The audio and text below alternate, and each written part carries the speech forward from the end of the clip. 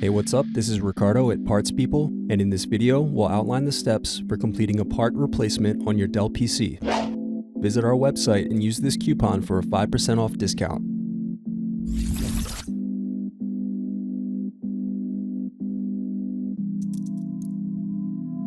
Unscrew and remove bottom base.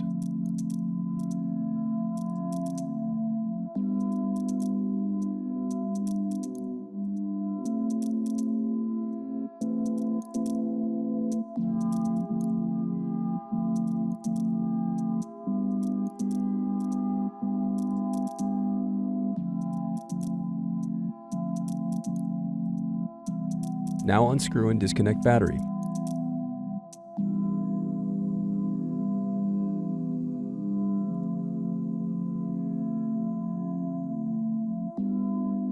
Then unscrew and disconnect wireless card.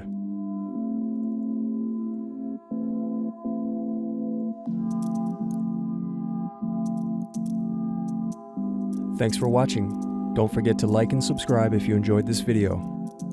And if you need more, check out this playlist to watch other tutorials for your laptop. You can also click here to find parts for your laptop at partspeople.com.